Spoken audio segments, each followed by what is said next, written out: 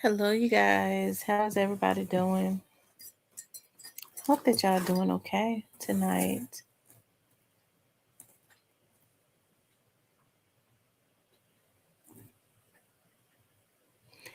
I was finally able to find me a cup with my initials on them. I ordered it from Target. Got a big old T on it. I just wanted to talk about what was in the news tonight. I'm not gonna stay on for long. I told you I was gonna come back on. So, what's up, Diane? What's up, actual treasure? Yeah, we're not gonna be on long tonight.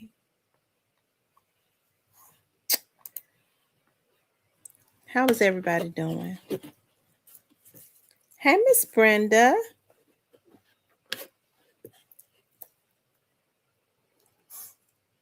I had me some Mexican food tonight. I had a taste for um the guacamole and the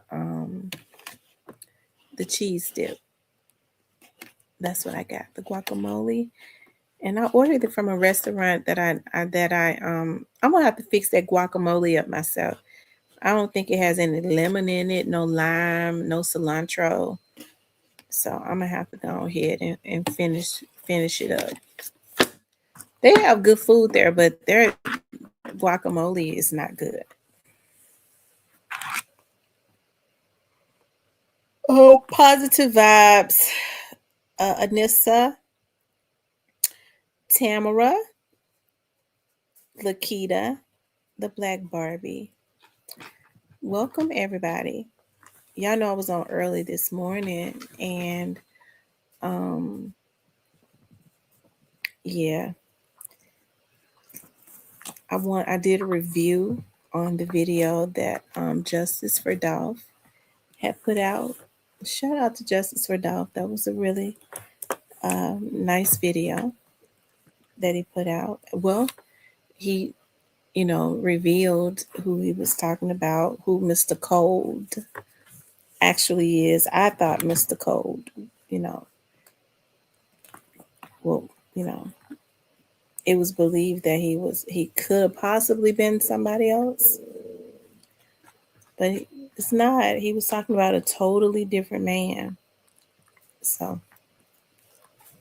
I was actually looking at the news, looking in the Memphis news, and you know, I guess, since the National Guard is really not out there anymore, people, I guess they doubled down and, they felt like the National Guard, kept them in a lot and um, they didn't get the opportunity to go and do a lot of the crazy shit that they doing now. So, I mean, I guess they feel like now I got my freedom. It was killing them, they wanted to be able to get their kills and I guess rapes and all of that, and I guess I got to believe that the city officials wanted this, you know, but we know what it is that the city officials really wanted. The city officials really want for crime to be out of control. So, and this is in any city and county, so that they can get those funds that come in from the government when crime is high. It's a damn shame that you have black people who brought their black asses up out of these districts. Okay. They don't live in them. They try to fake like they live in them. They still got mama's old house and they'll have some mail going there, but they're really living in the suburbs. And so they have to use those addresses of those family houses to be able to run in those districts because they know in the districts that they live in is mostly white folks and they're not going to vote for their black asses. Okay. So, when they done grew, as Miss Farrakhan says, they done growed up. Okay. And they can live in better neighborhoods. But so they grew up in these neighborhoods that they run for, and then they come back and hijack the poor people that are still living in these neighborhoods. I had been going easy on I ain't never been going easy on them. I just kind of have been sitting back watching, um, you know, to see the tomfoolery that had been going on because I was actually contemplating running for a position, and I was going back and forth with myself about it, and then um, I started getting some people to, because people say all the time, you should run for office, because that's something that my dad was preparing me to do, and my dad had a he was a brilliant man. As soon as I get on the phone, it never. I mean, as soon as I get on here, it never fails. Hello. Nope. No, I have to look it up later because I'm on my podcast. Bye. Woo! Lord have mercy. That's. I hope I wouldn't. I really get back. Hold on, you all.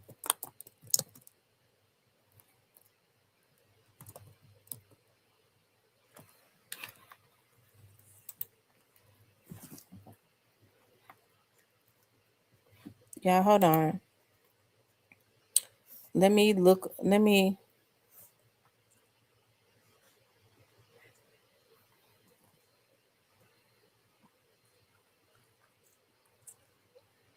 Um.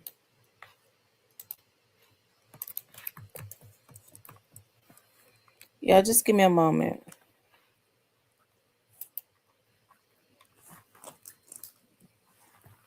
Cause my mama, I promise you, she's such a people pleaser. I promise you, people call her for anything and have her to call me, and she has such an urgency in her voice, cause she don't like telling people no. What's her birthday?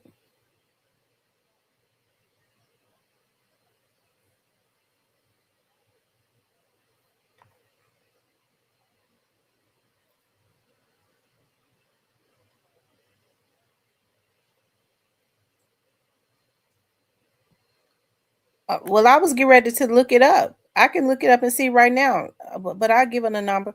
All I needed was his birthday. Okay. Whew. Lord Jesus. That's the type of stuff I'm talking about. My mama have people calling. My mom, they call my mama, and then they be pulling on my mama's because she's so soft on her heartstrings to get me to do things that I be charging hundreds and thousands of dollars for. Okay. Anyways, y'all. But anyways, shit, I clicked out of it. I have to go back to it when they call me back. But anyways, you guys, I kind of been sitting back looking at like the tomfoolery, that's going on in Memphis, but it has always been like this. Move. It has always been like this with with the shenanigans and all of that, right?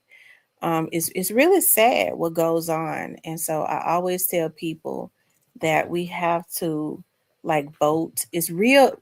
Politics is very cutthroat, anyways, and I see the politics in Memphis is very cutthroat, but ain't none of them getting. They selling their community out like 40 going up, ain't and they selling it out for 15 cents. They still ain't even got shit.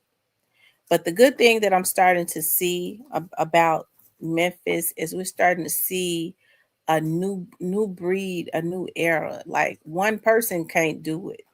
I think in the past it was one person, and so nothing was ever really done. We're starting to see a group of people to start to rise up, right? To start doing something or trying to do something, but it's so much organized crime in Memphis um as it relates to a lot of stuff. Now let me just say this. I know a lot of people. I'm looking at this situation with Steve. Okay, I think what people need to understand is, and I'm not real sold on Steve yet. I feel like, let me just say this. I feel I'm talking about Steve being um, sold out to um, Rock Nation. Let me just say this. I see Steve. Steve was a law professor.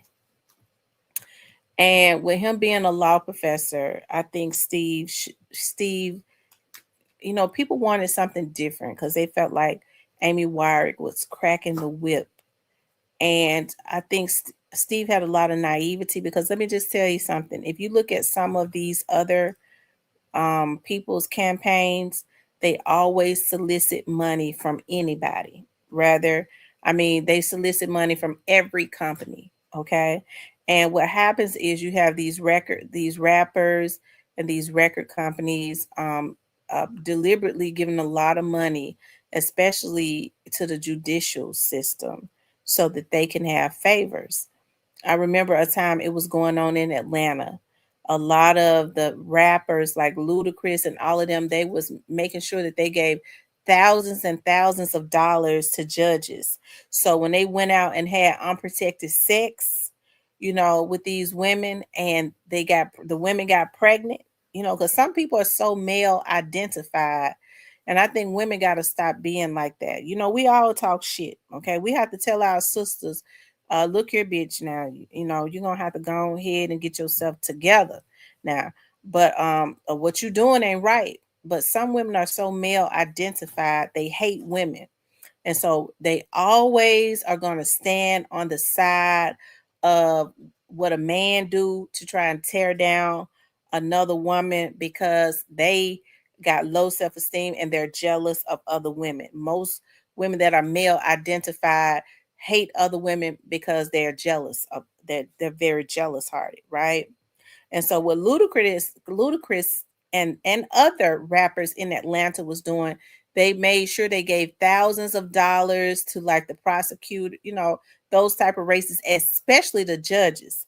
And so when these girls would take them to court to try and get child support, they would just file for custody of these kids.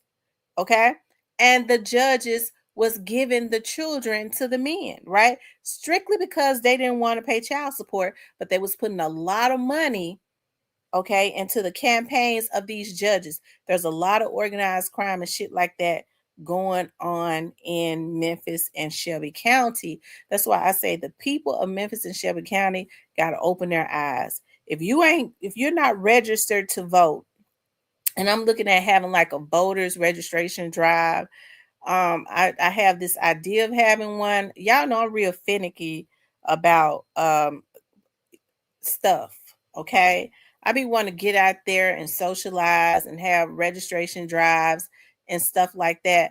I'm just scared somebody gonna want to follow me home and I'm gonna have to shoot the shit out of them, right?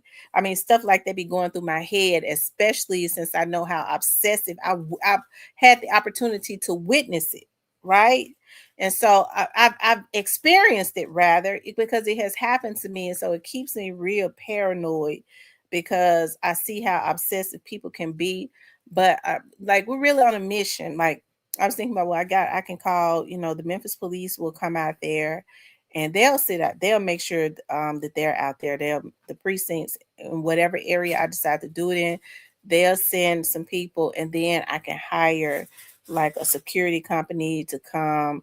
And that's to keep everything in order. Because, I think that's the issue. There's no decency and a lot of things, and there is no order, right? So that I can talk to people, so that I can have other people there to talk to people. And I got other ideas of what I want to do to help people while I'm out there. I want to go into the trenches, like start in the trenches of South Memphis, because I love South Memphis. I love everywhere, but I love South Memphis so much. Like, I grew up in South Memphis. Even when we left, my heart was there. My family was still there in South Memphis. My friends were still there that I had grown up with in the trenches. So I was always coming back, and I always just felt at home, right? I still get this little tingle when I have cases around the South Memphis area, right? Like, because I mean, it's just, I grew up, it reminds me like of when I was growing up, okay? And so there has to be some type of order, okay? And people need to start, the Memphis and Shelby County community is going to have to start opening our eyes to stuff, to what is going on, and stop voting for people because people finesse us. What I see a lot in our community is our people like to be finessed, okay? You put on a suit, you put on a tie, and you kiss the babies, and so we're gonna get you some, we're gonna get you a lot of the stuff that they tell you that they're gonna do for you. They can't, that don't even come before them. They can't even do it. They can't, they don't have the means, and that's why you have to vet people and then see what they do in their position. So when they lie to you, when they come and try to finagle you and haggle you, you could say, you can't do that. Hell, do you know what your job description is while you are trying to get this job? Do you know what it is? Because you can't do that, sir. So you lying to me already. Either you're incompetent, you don't know what the job description entails. So why are you running for that position? Or you just a damn liar? Either way, we don't want you. Okay? We don't want you. We done vetted you, and we don't want you in that position. Okay? And so that those are the types of things that we have to do instead of allowing. And hey, shout out to the pastors, but pastor ain't supposed to be able to tell you who to vote for. Okay? So people put a lot of these some people, and I'll say anybody, especially if they think they got a title, they put them in a high place that they supposed to only have God. Now I can love my pastor to death, but he can't tell me who to vote for. Okay, because I'm gonna sit him down. I'm gonna sit him down very nicely. Okay, and that's it. Because I'm gonna tell you something I do when people get out of their place with me. What I learned to do when they talking, I turn my back on them. Okay, because I'm not gonna have that conversation with you. You're totally out of line. You can't tell me who to vote for. So while you talking, I want you to feel it. I'm gonna turn my back on you. That's the nicest way to do it. Okay. So that's how I do it. So they're gonna know, oh, I shouldn't have said that. I like to make people feel when you think you gonna tell me who to vote for. Number one, you get the benefits. Okay.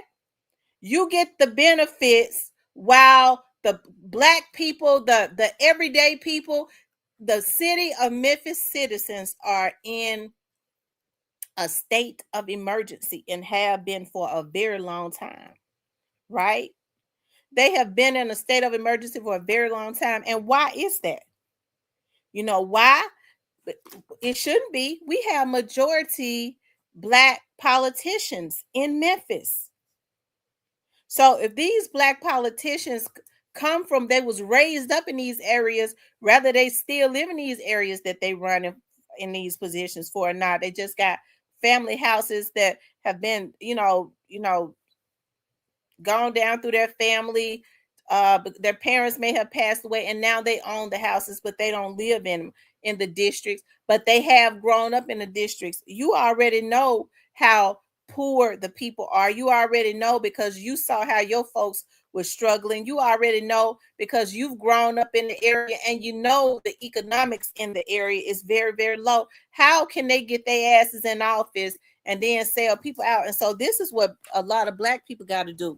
When you vet a person and those people get up there, because see, I'm one of those ones, I can't be bought out. That's why I'm real quiet. Okay, I'm really quiet, and I get to thinking about, Lord, if I do this, I got to figure out how I'm going to, other than fund myself.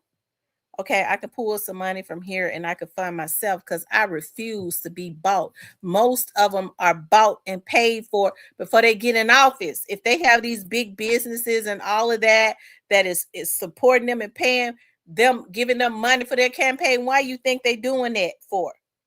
Who you think they're going to have an allegiance to, and who they're going to owe when they get into office? It sure ain't going to be the citizens. It's going to be them damn folks that gave them the money. And so that's why when you vet people, you have to, even if you have to go to every door and you give $1, you have to put support people that's going to help to make your situation better. And so what they do with the politics with the black people, my dad taught me this. He said what they try to do is they try to put into the atmosphere that, you hear a lot of black people say, well, I don't get into politics. I had leave the politics to the politicians. They don't ever want black people to get too involved with politics because they know whoever controls the politics controls the damn money. Okay, so they never want you to get involved. They want you to believe that your vote don't count. Every damn vote counts. Okay, and so when I started getting into media, when I started getting into media years ago, and we got our TV and show and stuff, and I started getting training on stuff, because I was like, I'm gonna get into this real big, and I want to be the best. And I started seeing how cutthroat it was. I started seeing how news medias, how they steal stories, how they lie, how they embellish. I worked for the police department all those years, and I used to be sitting at home looking at the news, and they would get right on national TV and lie. They would have the names wrong. They would embellish. They would have the story wrong. And people put all of this, they put all of this trust in the news media, right? And so I remember when I was working for felony response, that's why I double check when the news say something, right? A lot of times, if I listen to it. And I ain't trying to say nothing bad about the news. I'm just talking the truth. And so they would be calling all night if there was a murder, because felony response handled that type of stuff. Homicides closed at 4:00. So all the main bureaus closed at 4:00. Felony response handled all the felonies after 4:00. If there was a murder, those investigators would go out and they would hear on the scanners that there was a murder. They would be calling up that big and, ma'am, please, because I was the one answering the phone because I was at the front desk. Ma'am, please, can you just tell us something? We going on in 5 minutes. If you don't tell us, we gonna have to just fill it in. And that's what they do. They fill in a lot of shit. Okay. So that's why I always tell people when they say the news, this, and that, I go, okay, I don't have the energy anymore to be arguing with people. So I go, okay, well, if the news said it, all right, they'd rather believe the damn news than the girl that's working right in the midst of it. So I let a bunch of stupid asses just have it, kiss my ass, go on with your life, believe the news, okay? Well, the news more credible. I work right in the midst of it, okay? That's the reason why I say what we have to do is change our mindset, because I said that to say this: a person can be credible. You can get a person that refuse to be bought out. They can have a strong mind and a strong stance.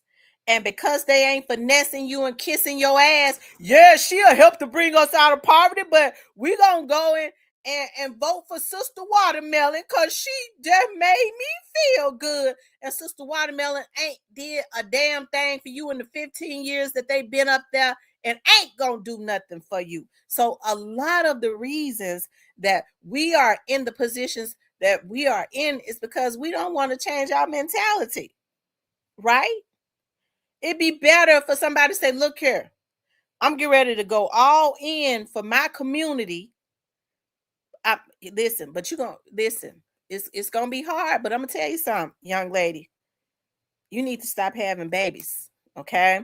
What you need to do, you need to stop having babies. But since you've had them, we're going to try and do everything we can to get you in programs to better yourself. You got to change your mindset so you can have your kids can be healthy mentally, and you too. But you're going to have to stop having babies. They don't want me to say that you being judgmental. You ain't never been married.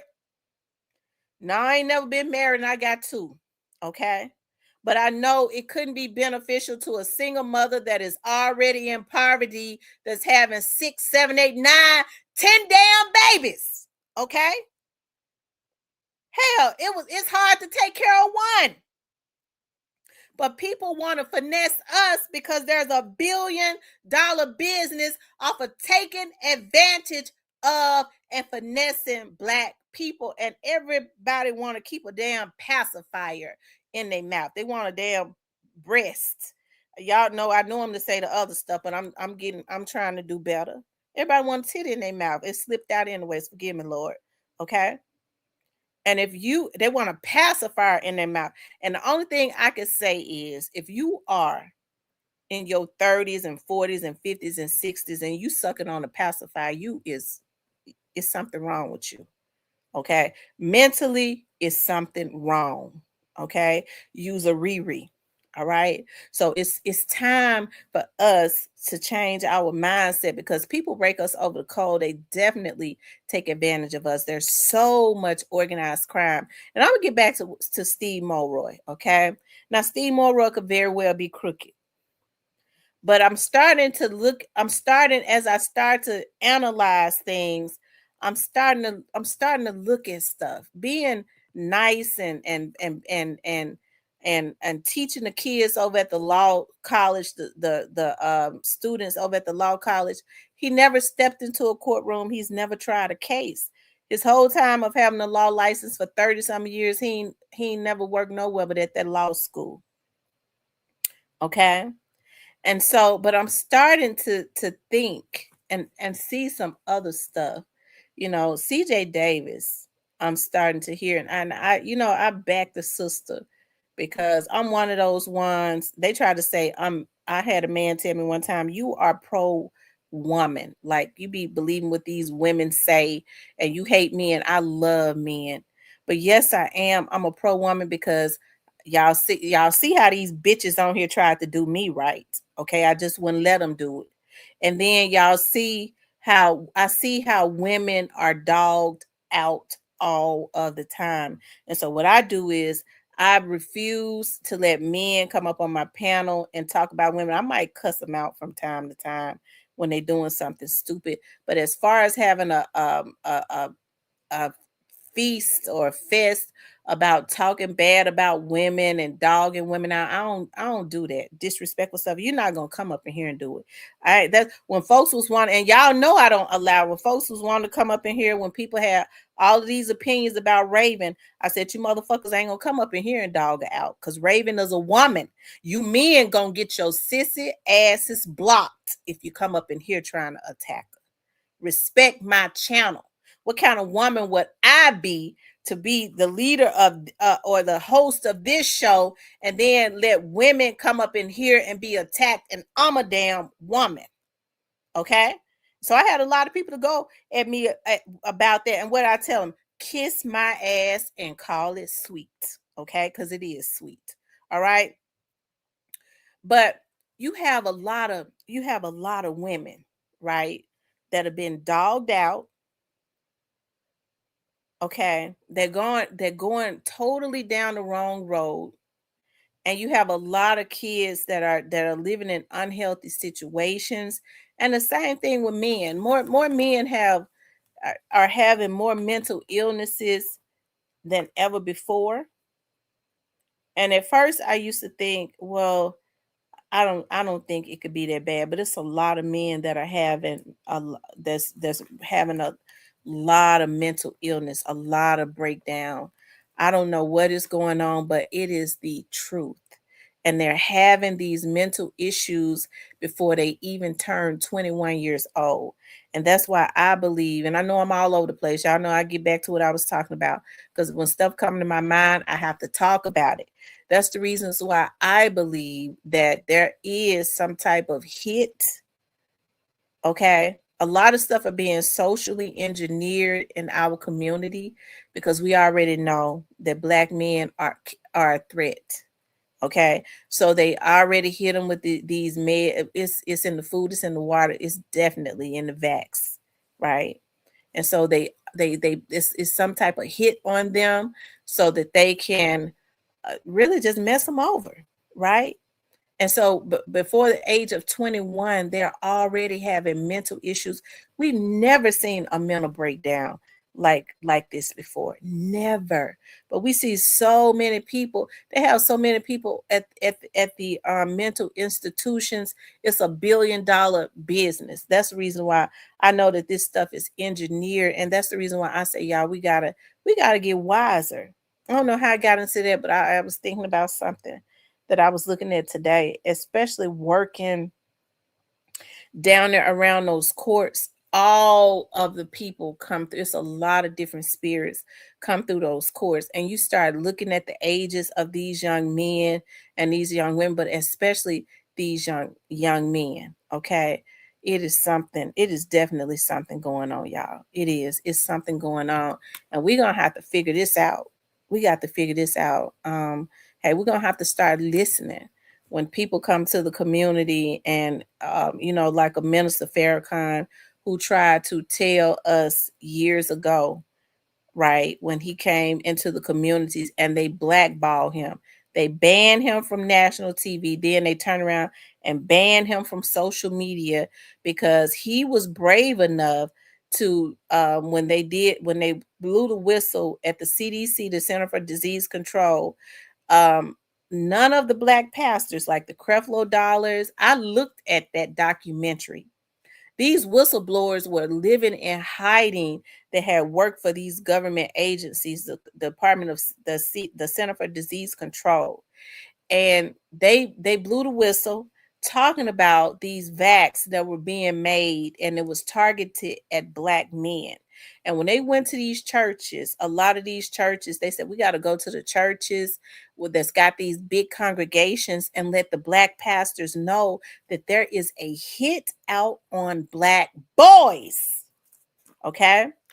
And when they went to these churches, Robert Kennedy was one of the ones. That's the reason why when people talk about Robert Kennedy, I don't talk bad about him, because I already know the work that Robert Kennedy tried to do, because he was one of the ones that worked for the Center for Disease Control and saw the illegal shit that they was doing. Okay. And so I guess because he's with Trump administration, that's why I said we got to change our mindset. People don't want to hear nothing he got to say. Robert Kennedy is saying that they're putting mercury in this, and that. Well, he worked for Trump administration. Robert Kennedy has blown the whistle on what they're doing to your black son. Well, he worked for the Trump administration. Robert Kennedy said that they're putting poison and this, and that, and there. Well, he worked for the Trump administration. We got to change our motherfucking mindset. Okay? I don't care who he worked for. If he putting us up on some game, we need to listen. But what we do is we allow the medias to make an ass out of us. Well, they're saying our children need to stay away from this, and that, or it could cause autism. It could cause it. Well, you know what? I ain't gonna stay away from it because he worked for the Trump administration. Y'all, that's why I say we gotta change our mindset. Y'all know I've been being good. I had not even been on here fussing, okay? Because school been dog walking me. I haven't fussed in a long time about politics, okay? But I'm back on my shit. All right, we gotta change our mindset. Okay, but let me get back to the organized crime that's going on in Memphis, because I know I jumped from Steve Mulroy. Chief Davis and Steve Mulroy. Y'all know I be everywhere. Okay, but I slow walk myself on back to where I was talking about. Okay, so with Steve Mulroy, Steve has done a lot of things that he should not do. Okay, and it's because he's never been a trial attorney, never been a prosecutor, none of that. Right. But I think about some of the things that's going on with CJ Davis, and how and I try to like I said, I be wanting to support a black sister, and I'm still not gonna talk bad about her. But from what I'm understanding, you've had people that have been there for years, they're leaving now. Okay, they tried to tell her Memphis and Atlanta are two different cities. Okay, they're two different cities, and a lot of the things, as far as promotions, hey, that's a good thing, because it used to take them too long to promote a Memphis patrolman. 15 years to be a damn sergeant, that's unheard of.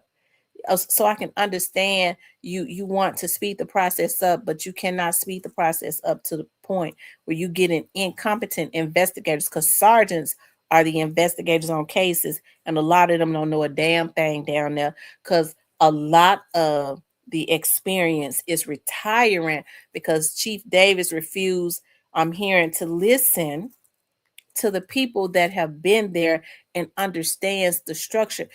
It used to be like when you talk about the Scorpion unit, and people made a big deal about the Scorpion unit. I tried to tell these folks that it didn't mean a damn thing. The Scorpion unit, it didn't mean a damn thing. It's just a small ass task force. They have them all the time.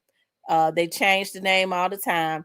We used to have the jump and grab. Okay, they have little task force that they put together, and then they changed the name. The Scorpion unit probably something else now. I'm sure they didn't change the name on that. That's what they do with these little task force. It means nothing. It's probably about 4 officers or 5 on each shift in a little task force, and that's it. It means nothing at all, right?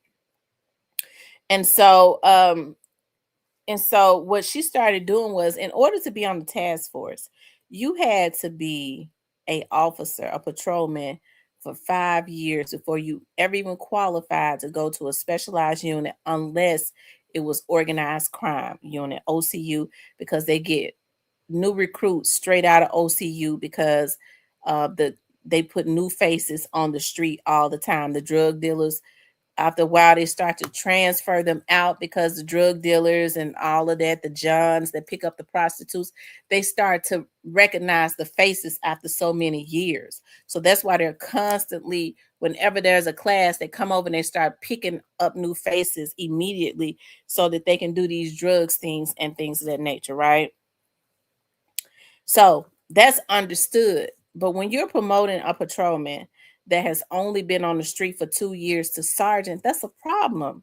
This is a patrolman that still has piss and vinegar in him. He don't really know a whole lot. He has not been out there long enough. That's the reason why they asses don't know how to investigate. Okay.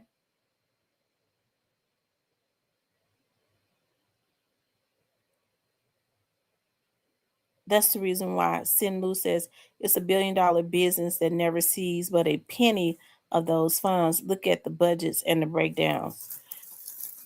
And so you're right, Sin Lu. And so that's why you have a lot of investigators that's over there that don't know nothing. Let me just say this, and I hate to keep bringing this up, but this right here just kind of blew my mind, right? This right here kind of blew my mind with the Howard Barnett situation. Okay, when they had not assigned, Howard Barnett case was sitting there for 2 years. Okay, and the investigator on that case had retired, and I call over there, and Howard's poor family, his mother, we can't get nobody to answer. So they ring the phone. The man ain't answering because he been gone 2 years ago, probably longer than that, right? So um the lieutenant, the lady was like, well, oh my God, he hasn't had anybody on his case. Oh, we gotta. I said, well, what you gonna do? Well, we gotta reassign it. I said, so you trying to tell me that his case hasn't been getting investigated for 2 years? Nobody reached out to his family to say nothing. Oh no, I'm getting ready to send it to the lieutenant immediately. Ain't no telling. The lieutenant probably ain't been there that long either. So they sent it to the lieutenant. So she was like, the lieutenant said, call back Friday. He promised he's gonna have somebody assigned. I said, okay. So I called back Friday. They had not assigned it yet. I called. He said call back Monday. Call back Monday. The lieutenant said he's looking at the case. I said, okay. I said, I tell you what. I said, ma'am, I think it's really sad that that they had not assigned anybody to this man's case for 2 years. Okay. Um, there has been no communication with homicide. It's pretty obvious that a vibrant man that had a whole life would not just voluntarily go missing. I said, so his case probably ain't even supposed to be in missing persons case bureau. Yeah, I said, well, I tell you what I'm gonna do. I said, because we've been talking about on the vlog. I said, I tell you what I'm gonna do. Let your lieutenant know that I'm going to reach out to the mayor whom I go to church with and see if he'd be willing to come on to my show to talk about why Memphis Police Department has had a active case lying dormant for 2 years, but and has not assigned anybody. That lieutenant called me back that motherfucking day. Okay. Oh, I was looking at the case and I'm looking at it myself and I'm going, I'm assigning somebody to it today. I said, okay. I said, can I give the family your number? Oh, yeah. Yeah. I would love to talk to the family. So they had somebody on there that day. So the investigator called me. He was like, well, um, it's been so many investigators on this case, and I'm getting ready to go over everything on this case, and it's so many notes. I wish I could show you how big this packet is, like that one his damn job to be looking at what the case, right? I said, yeah, normally it's like that, right? Yeah, I got to go through all this stuff. I said, okay. And once I go through it, I'm gonna talk. I'm gonna. I said, well, why don't you call his family? Call his family and talk to his family. And his mama was so excited. They finally got a call, from somebody. They was able to get a contact. And anyways, he called me back. He called me. He said, I was looking at this case. He didn't want to do nothing. I was looking at this case, and I saw in the case where he had a warrant, and um it's been 20. It had been 20. Y'all think I'm lying. It had been 22 prior investigators on Howard's case. 22, because he told me. He said, and a couple of the investigators talked about how he had a warrant. He had an active warrant. I said, was the warrant a misdemeanor? Well, I don't want to tell his business. I said, well, it's public. But I do believe that it was a misdemeanor. I said, okay. So what are you saying? Because I started getting impatient with people when they think they get ready to blow smoke in my face. I knew what he was getting ready to say. Well, I the investigators was, prior. I'm looking at the notes. They feel like he's in hiding. I said, a young man that's got children, that's got a mother that has businesses would go into hiding for a fucking misdemeanor? Well, ma'am, you need to calm down. Well, I'm just telling you, it happens all the time. I said, you don't have to tell me. I said, sir, I said, I'm not trying to tell you how to do your job. But normally, when a new investigator is on a case, I don't give a damn what the notes say. They always go back to the beginning. And then they establish something for themselves because it could be something that was missed. Yeah. And he went on and he didn't want to talk to me no more. Okay. I'm gonna be communicating with the family. I said, good. That's what you need to do. Communicate with the family. So, anyways, it worried me. It did. I said, dog, he didn't want to tell me what kind of he didn't want to tell me what kind of warrant the boy had, as if I couldn't find out. I didn't look into it at that point. But it kept worrying me. So I was sitting at home one day. I was like, let me see what kind of warrant. Because one thing I do know, the warrants, I don't care what go on. They don't remove those warrants unless it has been confirmed that the person is deceased. So I got to looking for the warrant and couldn't find the warrant, y'all. I couldn't find the warrant.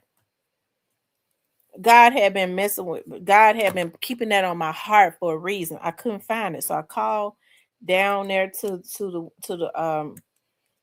warrant squad and asked them. I said, I've been looking in my system and I've been looking for a warrant on a guy I can't find it. And I said, I know you all will be able to pull it up if it's one. He said, yeah, what's his name? I said, Howard Burnett. He said, he don't have a warrant. And then he told me the last time the boy had a warrant, he had the warrant before he went missing, and he had satisfied the warrant. He didn't have he had satisfied the warrant. So when he went missing, there was no damn warrant, and that just pissed me off. Like I started spitting fire. Okay, I was mad as hell, and I called that damn officer back too. Okay, but I said all, and I ain't gonna get into nothing else, that was said because I don't, want to. I don't, I the only thing that gives me solace in Howard Burnett's case is knowing that the federal, you know, knowing that it has been upgraded. That's the only thing that gives me peace with that. Okay, but but to make a long story short, you have a lot of officers down there that at this point they're being promoted so quick. They don't know anything. The old heads are leaving so fast. They ain't even got nobody to train them. And so the best thing that Chief Davis could have did was partner with the FBI. That's where the experience is at. That's the best thing she could have did because she ain't got no experience down there, from my understanding. And so I think about, like, Steve Mulroy. I was like, I'm trying to I'm just trying to see something. Okay, I'm trying to see something. Steve came in there, he did it wrong because a lot of black people was crying to him talking about what Amy Wyrick was doing, and the police was doing this to them. Because I'm gonna tell you something, anytime somebody get arrested, they ain't did nothing. Okay, and everybody in jail ain't did a damn thing. Ask them what they did and they're gonna tell you nothing. So that's what people went to Steve saying. Steve is so far removed from the black community. Yeah, he didn't realize that, so he went in, and I think he went in wrong. He went in fighting with the police instead of working with the police, and I think now, because it takes a collective effort, and so I think now they doing all they can to make him look bad too. So that's why I say you kind of have to watch that, right? You kind of have to watch that. But even though, Steve is doing a lot of things wrong, because, when you think about Young Dolph, people talk about Memphis Police Department with the Young Dolph case, but what ended up happening was they had the killers of Young Dolph within weeks. Okay, and they had them within weeks because the FBI was involved, and the damn fools told on themselves. Okay, so it didn't take much. But I said all that to say this. Y'all know I just jumped all over the place. We gotta change. We definitely gotta change our mindset. And the only way that things are gonna change is if we start voting for new people, and vote for somebody that's gonna be strong, that's not gonna be bought out. Okay. That's not bought out, that's not bought and paid for. And then stand behind them. You can't get mad at people when they don't do one thing. See, in our community, we got issues. We forget people can help you, and then when they can't do one thing for you, we don't vote them out. We don't get the white man in there. They done did all this for you, and because they've made a decision on one thing, well, you know what? I don't think this would be beneficial for everybody in the community. Now, all of a sudden, you're gonna get them out. So if you're gonna vet people, okay, you have to vet people, and then you have to stand behind them. Because I'm gonna tell you something: those people that's really gonna be fighting for their community, they ain't bought out, and they can't be bought and sold out to continuously make black people consumers. The white media, along with a bunch of damn cuckabug heads, is going to put some negative stuff in the media about them. And we see on here people believe lies before they do the truth.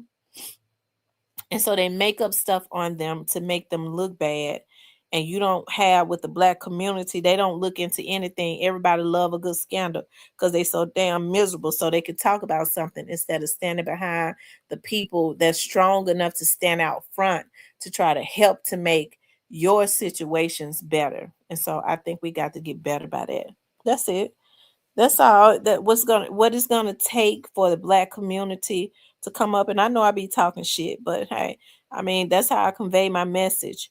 But it comes definitely from the heart and with good intentions. It's just changing our mindset. Because once we change our mindset, we're definitely gonna be a force to be reckoned with in our community. And our changing our mindset is making sure that we're registered to vote if you can vote. Make sure that you're registered. Make sure that you are registered in your district. Because sometimes you be wanting to vote for somebody, but you are still registered at your old address, right? So what you need to do is simple as going online and changing your address so that you can vote for whoever it is in your district. And then they playing so many games now. They did a purging. They said that the system malfunctioned and knocked a lot of registered voters off, purged them. So it's a lot of people gonna go to the polls and they don't even know it if they haven't checked. They're purged. So they're already started playing games so that they can keep their bobbleheads in to start so that they can keep. How can you have so many black people in office and they refuse to really give any black people contracts, right? They're selling contracts like 40 going north. Okay, so that's why I say we have to keep our eye on the prize. Have to ask God to give us strength. Okay, Lord, maybe I don't care for her, okay, but she showed do our community right. Okay, I got to get my feelings out the way, and that's what you have to do because it's always just about the bottom line, right? um you don't have to like somebody, but if they doing what is necessary for the community, if they standing tall and fighting for you, you don't necessarily have to like them. It ain't even your job to like them. Are they getting the job done? That's should be. See, folks get caught up in worrying about, well, you know who she coding. That ain't none of your damn business anyways. Hell, you know, you don't need to worry about that. What can they do for you and your community? That should be the only thing that you worried about. Okay. And so we have to keep our minds and stuff on the bottom line. And I think that's why so many people are able to finesse us because we keep our minds and stuff. We worry about the wrong thing. And we just gotta change that. Everybody knows how to play the black community. They know if they go to the church, they can bring a cheese basket. Okay. They're gonna bring a cheese basket. It ain't gonna even be that good cheese either. Okay, or they're gonna go and ask, Honey Baked Ham place because they real good about donating boxes of food. Okay, they ain't paying for it; they going to getting it donated, and they're gonna come and say, I want you all to, I want to talk to you all. I'm gonna be able to stand out here 15 minutes, and I bought y'all lunch. They ain't bought nothing, and so people giving up their vote for a free Honey Baked Ham lunch. Okay, with the ham probably old anyways, because they get rid of the old shit. Okay, they giving up their vote for nothing just because they were finessed. And then so why didn't you vote for this person? They were strong, they weren't bought out. Well, they ain't bring me no Honey Baked Ham. At least he brought us Honey Baked Ham. Yeah, but he's been screwing you over for years. He ain't gonna do nothing for you. He a crook. But he sure bought us a Honey Baked Ham sandwich. So this is what they do to the black community. They always say, in order to get the blacks out, you better go to the dollar store and get them something. They ain't coming out. They don't care if it's a damn hot dog. Just let it be free, and they gonna give you their votes. And so we gotta stop. We gotta change it up. We gotta let them be no, no.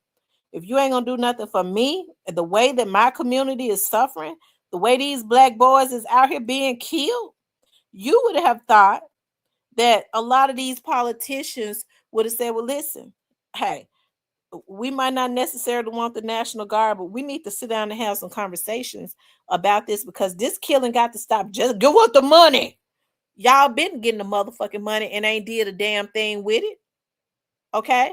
All they want is for this crime and stuff to be up so that they can get the government funding in. And then when it come in to these politicians, Okay, it comes into their districts. They're supposed to be allocating that money and doing what is necessary in those communities to keep crime down. What they're gonna tell you is, well, we gave it to this nonprofit organization, and through this nonprofit organization, all these millions, they're going to do what is necessary for crime. You need who owns the nonprofit organization? Probably their niece or their nephew or somebody that they know that's going to give them a kickback on all that money that the government just gave them. That's the reason why they didn't want the National Guard in Memphis. They wanted the money. They've been getting the money, and the crime ain't been going nowhere. Okay? So it's just time for a facelift in Memphis. All of the people that you've been voting for, it's time to do something new. It's time for a facelift. Okay? Give somebody else an opportunity. Make sure they're strong. See who is backing them. Okay, if they got a lot of people that's backing them, like that, they got a lot of funds. People, so damn, there's something going on mentally. But I'm teaching. I'm gonna teach y'all something today. So, folks in our community think it's something when a politician have millions of dollars. Don't you know he could raise millions of dollars for his campaign? I like him. That's the one you need to watch. You got all these big businesses giving him millions of dollars and hundreds of thousands of dollars. He ain't gonna do nothing for you. He get ready to get in there and sell you out and pay them folks back and get them the contracts.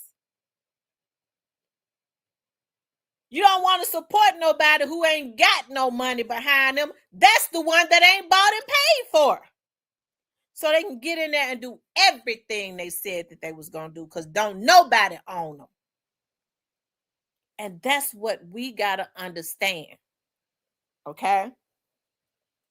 That's what we gotta understand. Y'all excuse my delivery. I get passionate sometimes. I get the cussing. We all get passionate and get the cussing. Okay. Sometimes, but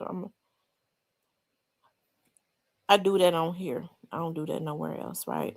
But we definitely got to change our mindset. We do. And like I said, it's just time. It's time for a facelift.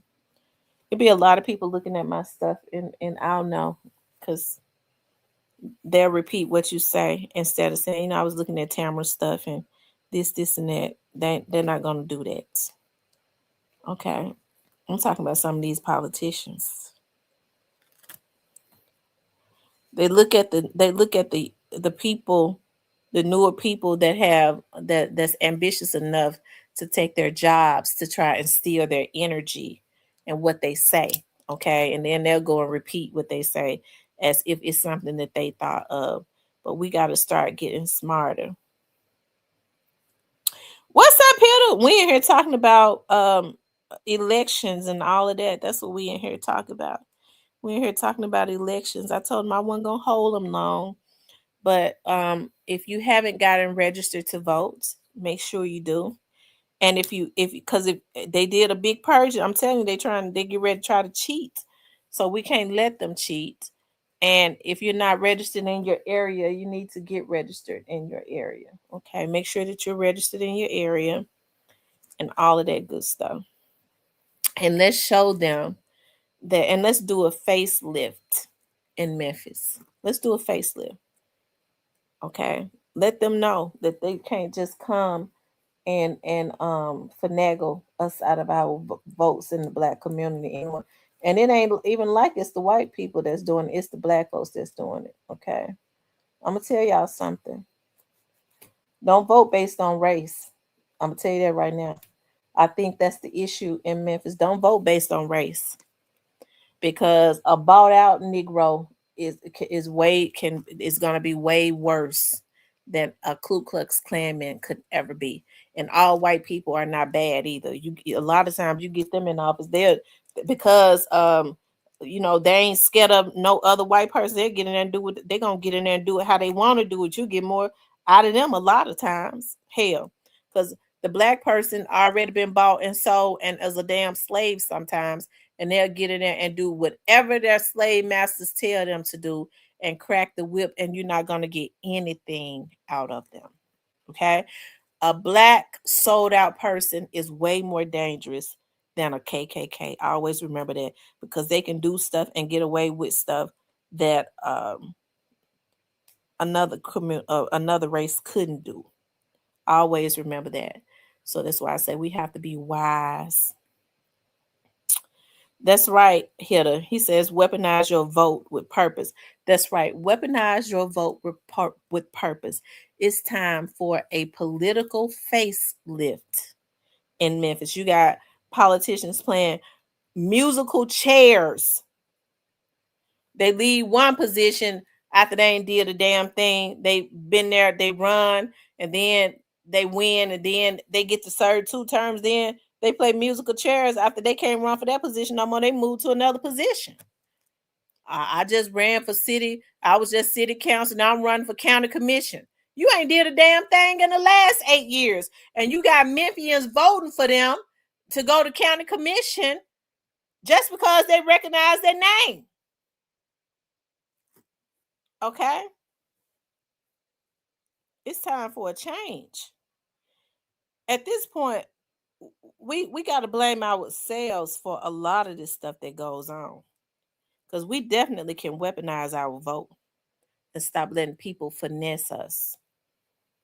We gotta stop it.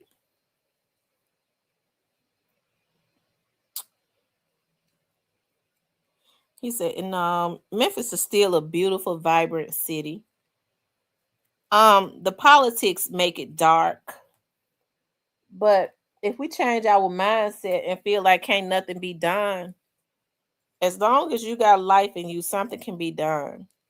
You got to be motivated to do something, and your vote counts. I'm telling you that now. They want you to think your vote don't count.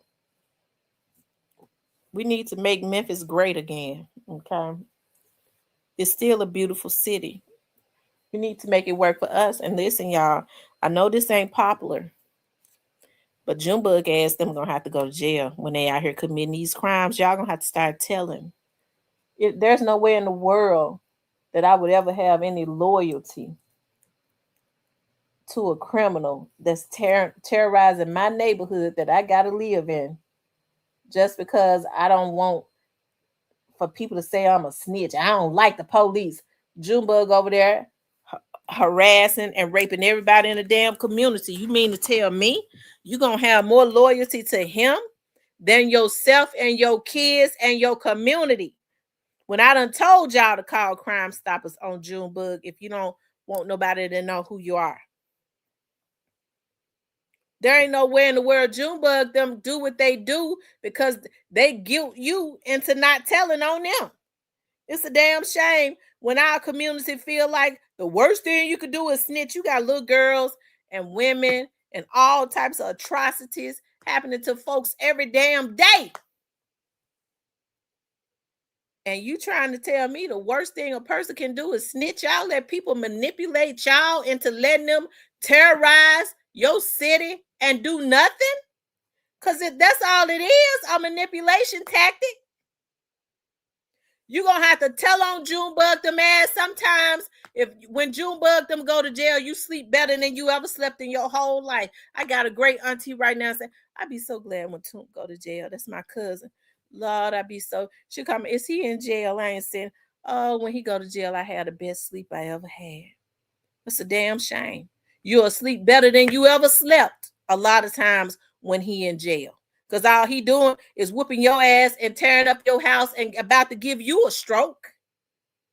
Let him go sit in jail. Sometimes that's what they need to do. And then when they know you ain't going to take no mess off them, they're going to get told on. They'll stop a lot of this crime. Okay? Because one thing I do know these Negroes don't want to do, they don't want to go do that time. They don't want to go do no time. They gonna start thinking twice. Now somebody might tell on me, they'll go and kill their whole family and put teardrops all up and down their face. But when you talk about you got to go, well, you gonna have to go do that time. Or they get scared. I just want to kill myself. Thought you was a gangster. You wanna manipulate these little dudes into taking your time. You don't want nobody to tell on you. Okay. But you want to do everything and that you feel like you big enough and bad enough to do by terrorizing your community. But they scared to go do that time. That's why I said 528 cash call Crime Stoppers on them. Okay. Once they see, they ain't got to know it's you.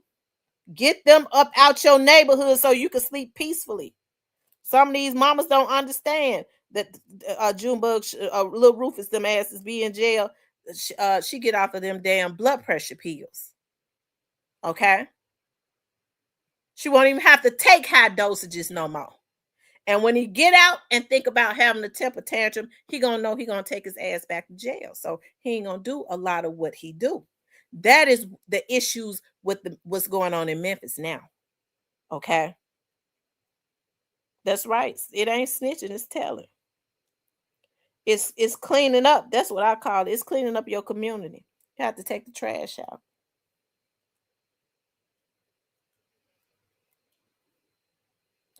They don't want to go to jail.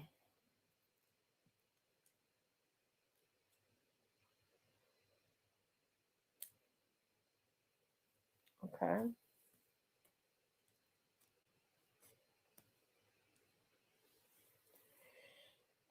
Anyway, y'all, make sure y'all get yourselves registered to vote and all of that good stuff. And we're gonna give Memphis, we're gonna make sure we give Memphis a facelift in the political arena, which means we changing everybody. Because it ain't nowhere in the world that we should have all these black politicians and the black folks in Memphis is suffering and in a state of emergency like we are. Okay.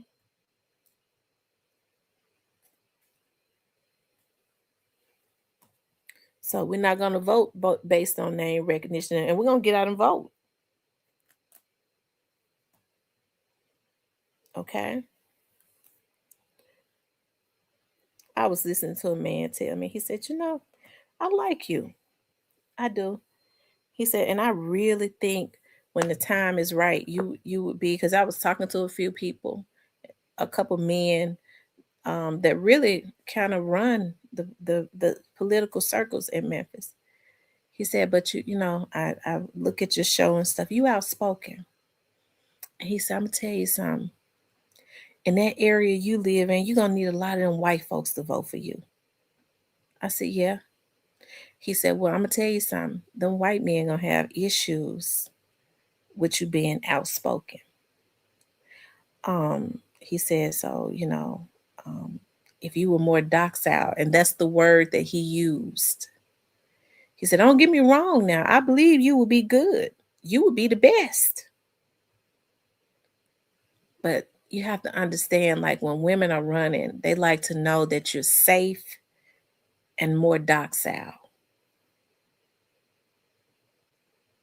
I said, oh, okay. So basically, you're saying if I run, I need to fund my own motherfucking campaign, right? He just looked at me.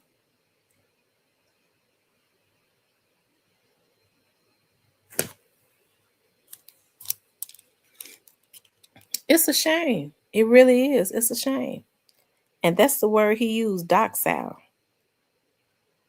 As a black woman that's standing up for every community, serving every community, I got to be docile. They got to know I'm safe. So then that means ain't nothing going to change. I ain't going to rally up the good black folks and get them to start looking at things a little differently. They know they can't own me. So I'm not going to get in there and it's going to be business as usual. Them contracts that's being sold to them for pennies, that's selling out and they selling out the community, they know they ain't going to happen. It's going to end. Okay. That's why I say when you get somebody that's going to be for you, because there's strength in numbers. When they start trying to put out lies about them, you got to let the news media know because they'll go and buy the news media, pay the news media to put that shit out about them. Since y'all putting this out, we're not gonna give you the ratings. Y'all dare think y'all gonna tear down a leader that's helping our community? We all gonna get together. We're not gonna look at that news channel. We're gonna boycott that channel. And so we boycott that channel. We're gonna look at the news channel that don't put out that propaganda about our leader that's helping our community.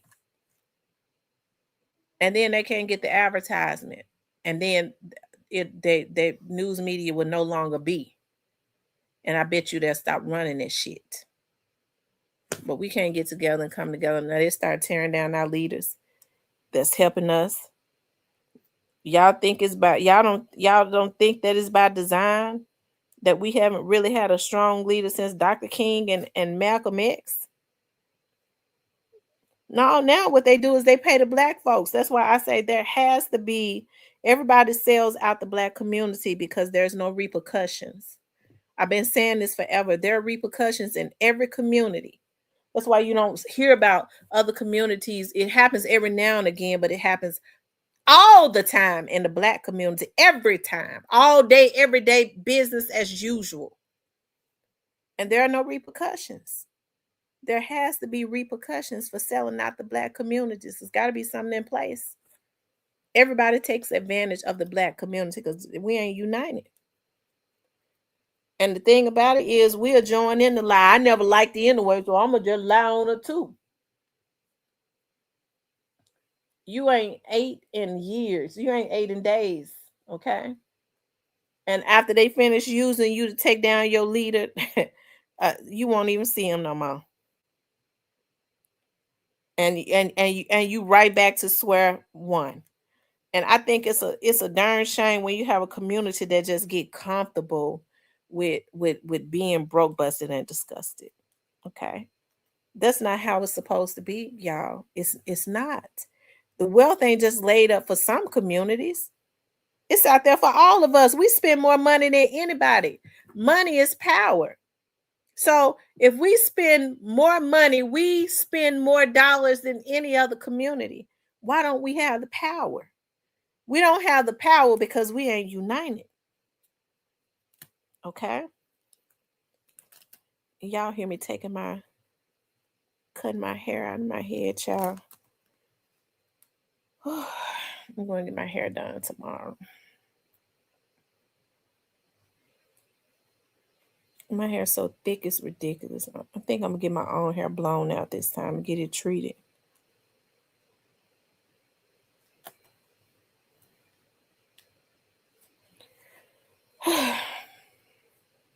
Sometimes you have to wear your own hair.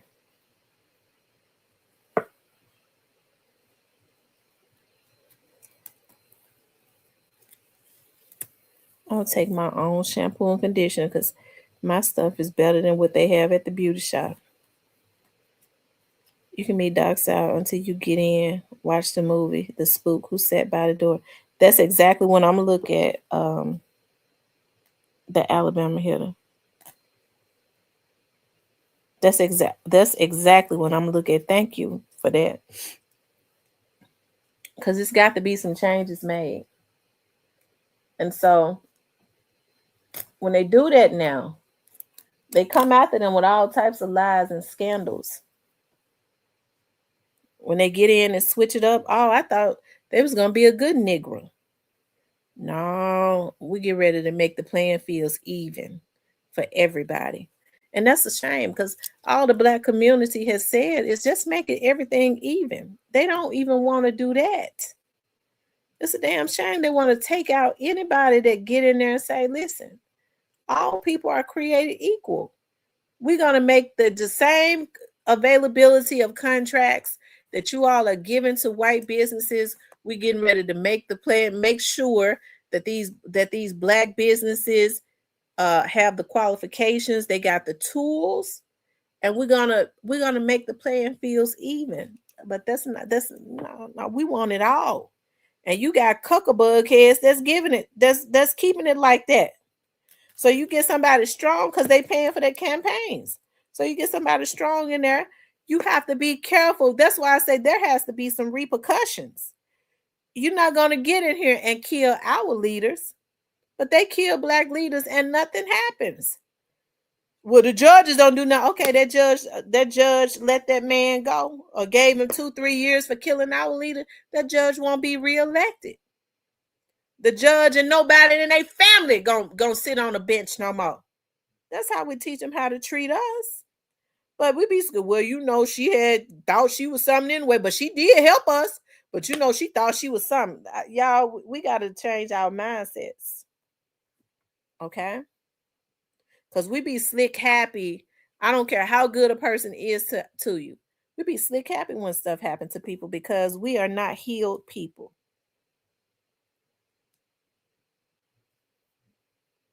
Okay?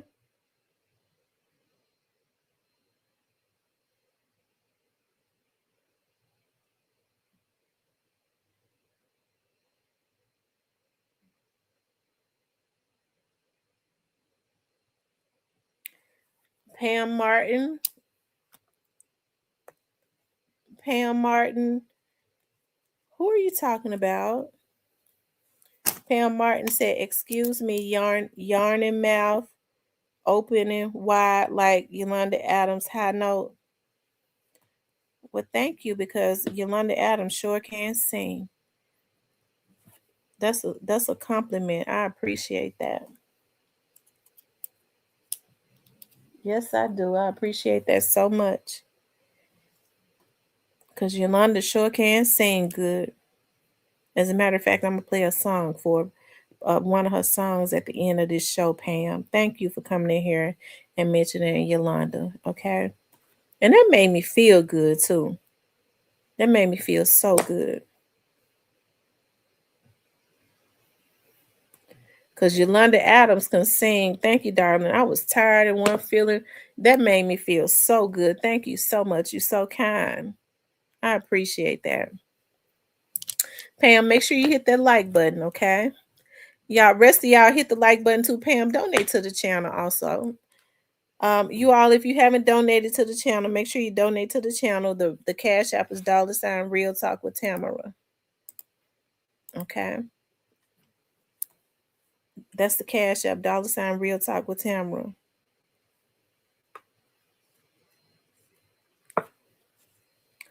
Y'all hit the like button. Make sure you guys please like, share, and subscribe. Shout out to Yolanda Adams. I love her music so much. I'm gonna tell y'all something. Y'all just don't know. We be tired. Sometimes we get on here, be tired during the day. Pam just came in here and made me feel good. She said I sound like Yolanda Adams. I mean, that just perked me up.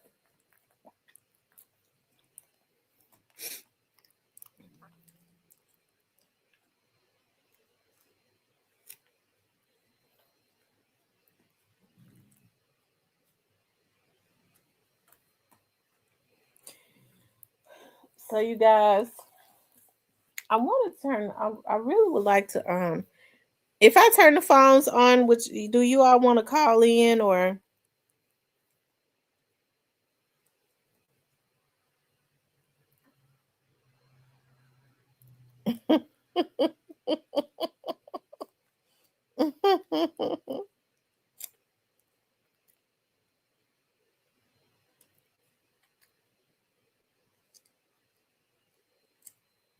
Do y'all want me to open the lines up?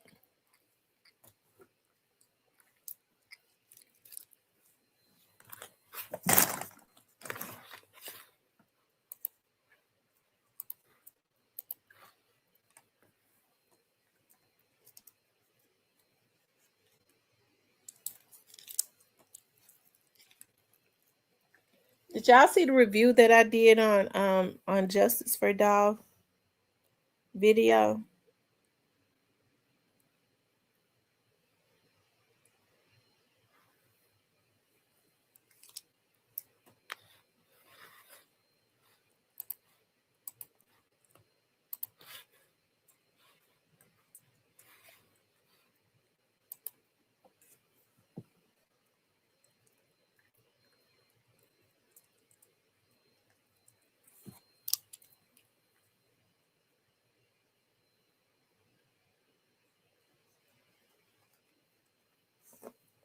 Y'all, somebody is messing with my StreamYard each and every time that I click.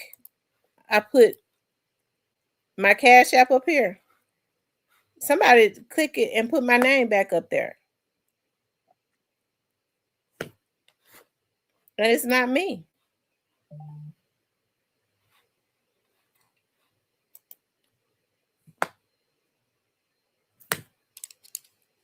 Y'all see that?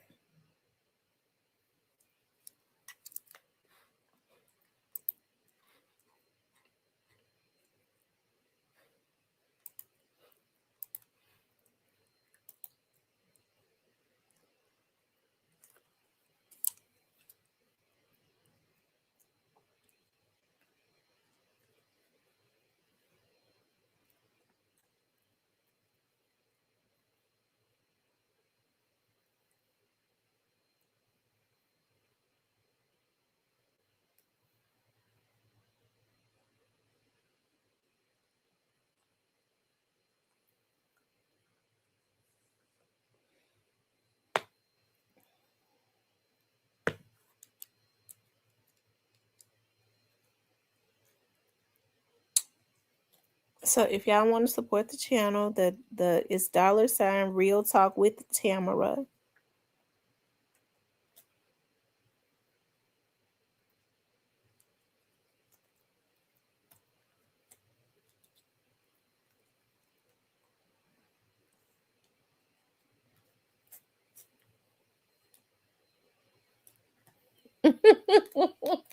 He said, "Look like Pam is alone in a room."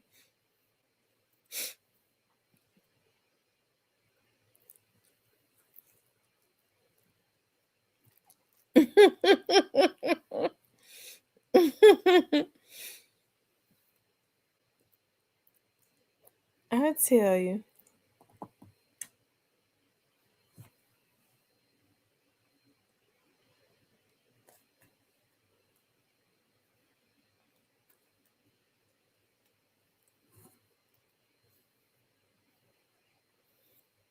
Y'all make sure y'all hit that like button.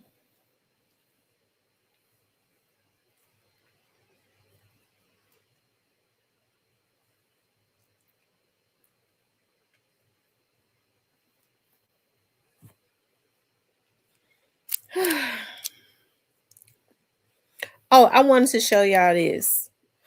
This is what I wanted to show you all.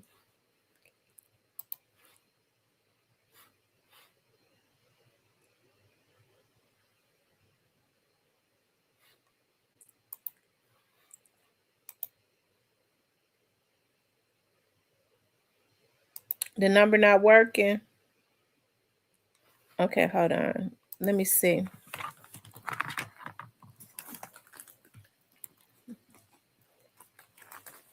The phone probably ain't on. I'm getting ready to turn it on though.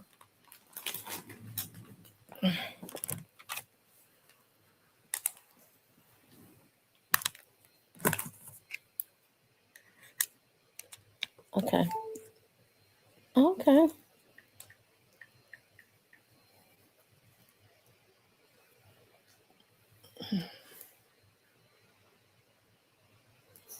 Hold on, y'all.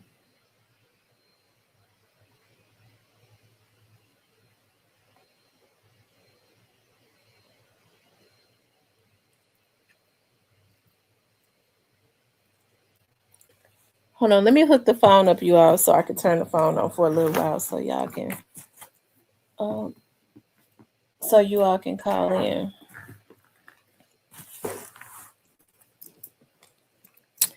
Cypress says Justice for Dolph is onto something. Cypress, why you think he's onto something? Give me your opinion on it.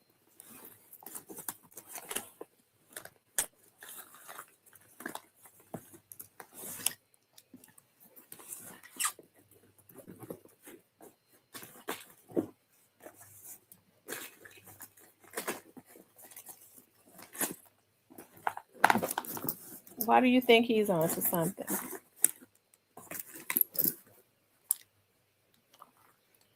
Give me your opinion on it. Hold on, y'all. I'm getting ready to open the phone up.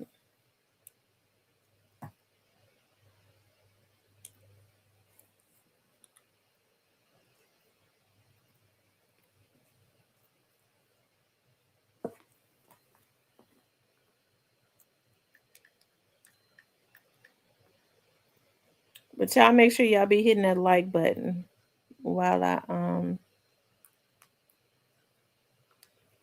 hook this phone up.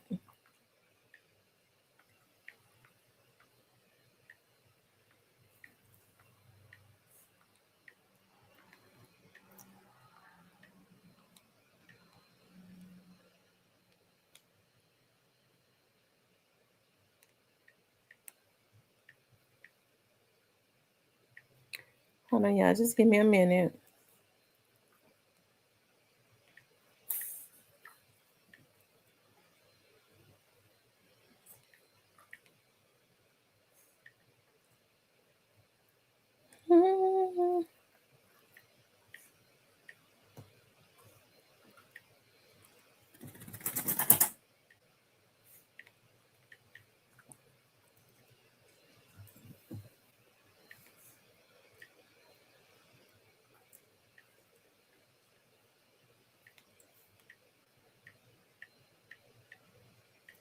Hold on, y'all.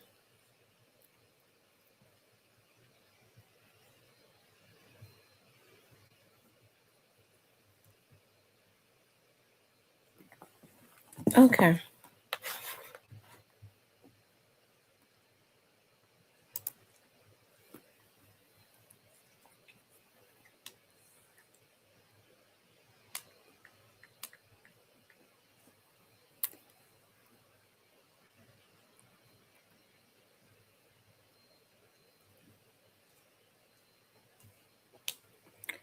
Okay. Oh my god. Oh my god. Oh my god. Y'all, fat boy, I don't never even have this phone on. Y'all, I never have this phone on with my cash app on it. Fat boy. Fat boy. I cannot believe Fat boy did this. Oh my god, y'all. This man just put $500 on my cash app. Oh my freaking god.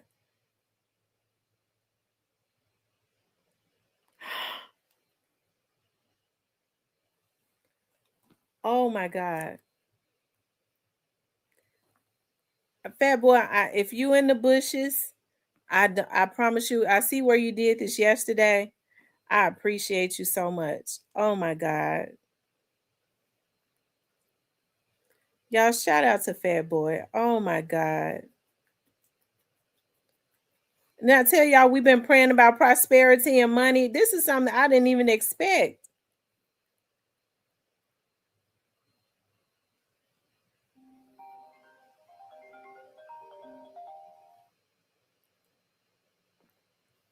Hello?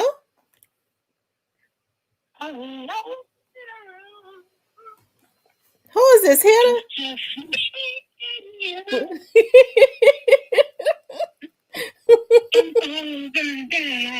What's up, man? Who is this? That damn fat boy trucker. Hell, ain't it? Yes. Oh my God. And you know, I never turn this phone on. I guess God intended for me to turn it on. Yep. For real. Welcome back, fat boy. Welcome back, fat boy. Back like he never left. I'm trying to tell you. You gotta stop by and say hi to us in the chat. Yeah, he gotta come in and say hello. Yeah. And when you get a chance, come on over there to the Alabama Hitter and sow a seed.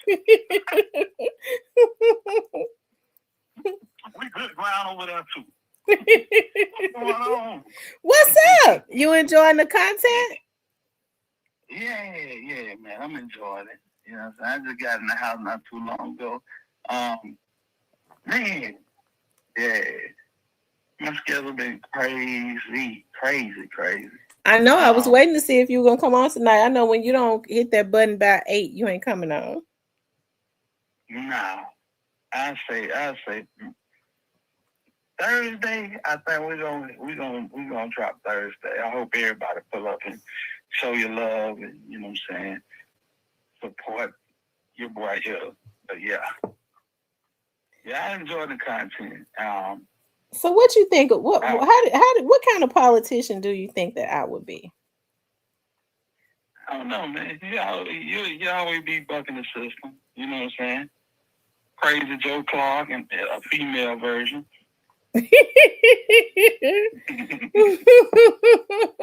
Yeah. Mm-hmm. So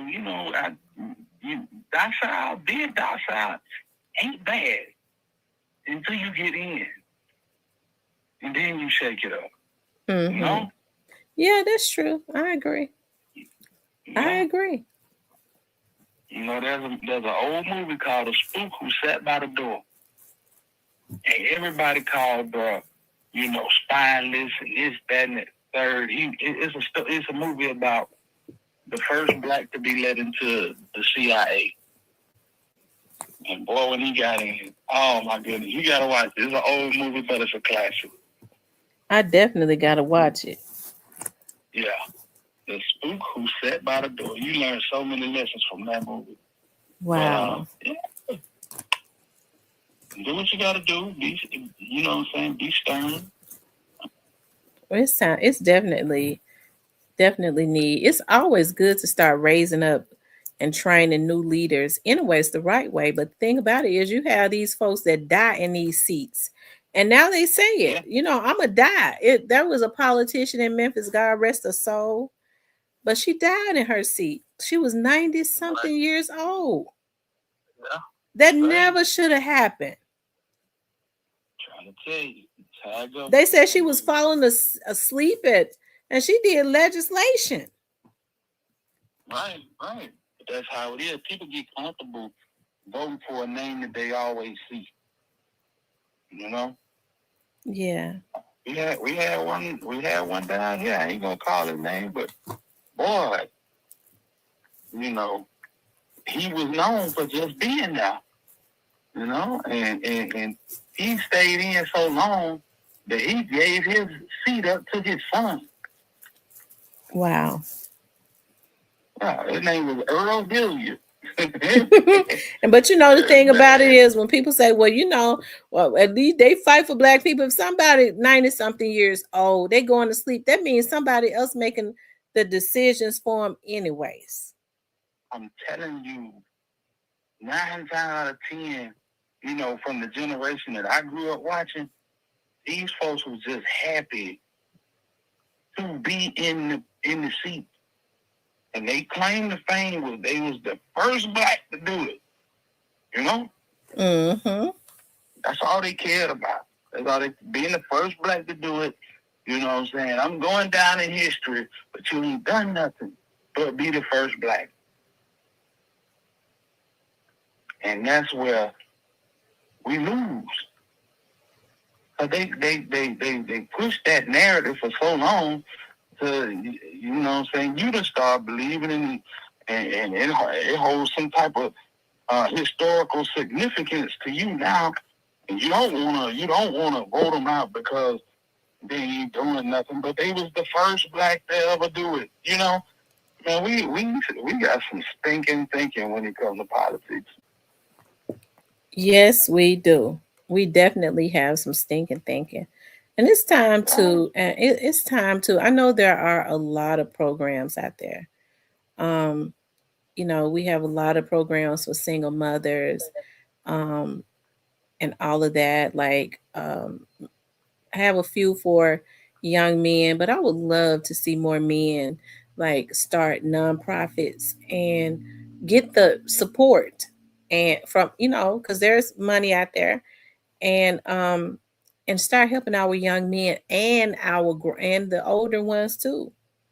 Because if we when we help these we help these young boys, we can give them all the counseling and stuff during the day that we want to. But then if they're going back home to a toxic home and they're hungry, there's no food, I mean, that it's asinine. All of what we taught them goes out the door because kids are a product of their environment. It's so crazy you say this because I literally a couple of lives back spoke on this, and it brought me Wow. to tears because I'm like, I done mentored the kids. I done picked kids up, took kids to church, took kids to lunch. You know what I'm saying? Trying to, encourage them, let them know that, you know what I'm saying, what you seeing every day ain't it ain't normal. It's not normal. Don't get used to this. Always try to be better than what you see around you every day. But then you have to take them kids back and drop them off in that same environment where, you know what I'm saying, they sister promiscuous, they brother robbed, and their mama getting knocked upside the head with a dude that she got in the house living with underneath them kids. You know what I'm saying? Mm-hmm. It just it's sad. And it's heartbreaking, fam. Yes, it So, is. Yes, it is. yeah. Kids don't just develop anger from nothing. They don't. They develop anger. No. Like, we think about Glorilla's sister. I believe there's a lot of validity there. Like I said, I believe that they were hungry. It was 10 of them.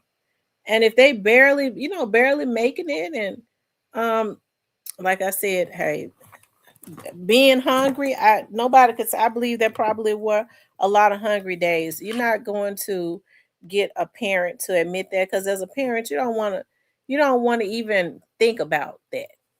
You know what I mean? No. You don't want for people to not, you don't want to admit that to people on the outside. I couldn't feed my kids. You don't want for people to know that. Right. But she got to admit, when she said, you ain't finna be whooping on me because I'm hungry and I'm a diabetic. And that hit different. Yeah, That, it different. it's some shadiness to little bro, but that part right there hit home right there. You ain't finna be whooping me because I'm angry because I'm hungry. You had a lot of Yeah, parents to do that, because they would whoop their absolutely. kids because they didn't want to be reminded, because they couldn't do nothing about it. Absolutely. When I came up, we didn't have a lot. Hell, shoot, my sister was an addict. She had 3 kids, and they was being raised right alongside me. So, you know what I'm saying? Everything that came in the house was brought in the house by moms. She had to make it work. It's plenty of nights that a nigga done made some ramen noodles and cut some hot dogs up in them. Or you know what I'm saying? It didn't got bad enough where a nigga done had to eat a mayonnaise sandwich. You know? Mm-hmm. Yeah. That's where we come from. But that's not the standard. That's not the standard. And everybody that came up underneath that roof did better because of it. You know, it's just, I I, don't know, I man. thought about, my grandmother said that it was 14 of them, and sometimes her mother would have to, she knew how to, my great grandmother knew how to make those homemade biscuits. She said sometimes my grandma, all she would have was flour. She'd make gravy and make her homemade biscuits, and that's what they would eat. Gravy and biscuits, no meat, nothing, just gravy and biscuits. Yeah. Hey, we came up off grits and toast. Man, I spent the night over my cousin's house, and them folks said biscuits. I said, what, y'all got them in the house?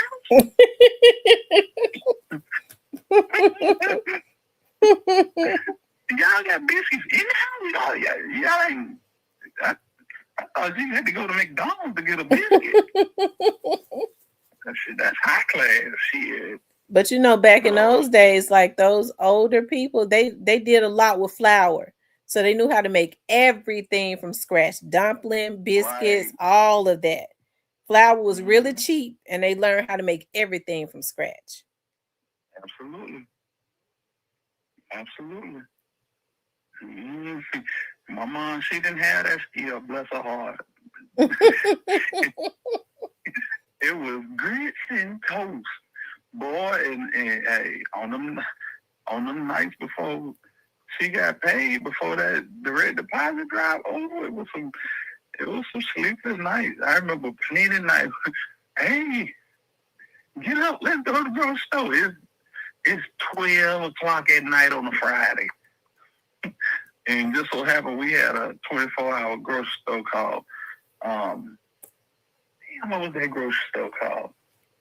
Was it Mega Market? Hours. It wasn't Mega Market. It was, I can't believe I forgot the name of it, but it was huge. Man, we'd be up in there at 3 o'clock in the morning grabbing groceries and mama come home, cook breakfast, and Food Max. That was the name of it, Food Max. And man, yeah, so that's just in order to be up that late going to the grocery store, she was hungry. Absolutely. Mm-hmm. We all was. Mm-hmm. Yeah, it was normal to us. Yeah. But then, like I said, everybody became better because of it. You know what I'm saying? Everybody stuck together. That's what I don't understand about it. You got 10 kids in here. That usually brings some type of cohesiveness. Everybody's sticking together because we ain't got nobody but ourselves. You know what I'm saying? We sheltered off from the world. I guess they homeschooled them kids because they didn't want them to be, made fun of, and that should have made them tighter. Mm-hmm. And all this stuff is fun to watch, but it's like, man, how can you? And she done made a truckload of money real quick. But how could you expose your mama? It ain't even about Glow. It's about the way you talk about and she I believe she called her mama a bitch. That she lost me on that. You don't speak like that about your mama. And then when you get some money, the first thing you do is take it to another, go buy some cheap ass jewelry for $3,000 something. You brag about that after you said you was so hungry you was about to eat a roach. Exactly. It's crazy. It's crazy, man. I ain't never seen nothing like it. I'm talking about she got rich. She got rich quick. But it's gonna fly out the back door because the niggas around her, they finna pick her clean. Yeah, that's it. That's what they doing now. And they stuck to it like glue, ain't it? If they don't rob and take and kill her, I hope they don't. Yeah. Every time she go live, you gonna see a shoulder, some feet, something in the background.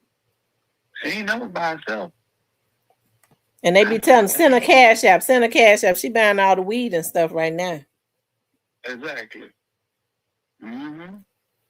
Trying to put everybody else on their feet. Listen, everybody can't go. And she might have been made a good 20 bands. She could have done went to the barber school and some old stuff. I'm gonna get my barber licenses. I'm gonna do some. Because everybody don't hit licks like that at one time, just instantly. Exactly. And the fact of the matter is, if you don't do nothing with it, you're going to be right back screaming at the phone.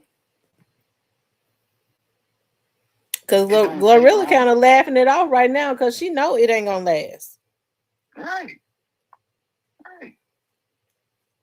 So it's going to be very interesting to see how this play out, because if she ain't got a plan, and she can't just break them niggas off a couple of dollars and let them go on by their business and get some real management, it's going to be a problem. Yeah, it's going to be a problem. She going to blow it just as fast as she get it. And the sad thing about it is what she have to worry about if she gets smart enough to get management. Now she got to worry about them setting her up. Exactly. And man, listen, be not deceived. God is not mocked. Whatever man sow, he shall reap. So you talking about your folks like that, in front of the world, in front of 24, 25,000 people at a time, man, that shit gonna spin the block on you. It's got to. So now you reaping the fruits of your labor. You pulling out big knots and flossing and whatever. Give that a couple of months and see where that lands. I just want to see. Because I guarantee you she going to end up beefing with one of them people that's standing behind her on the video. Yep. Yeah. Especially if she ain't giving them what they want. Exactly. And I wouldn't be surprised to see her go live one day and say, you know what?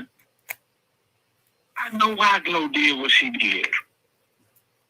Because niggas ain't grateful for shit. I can see it.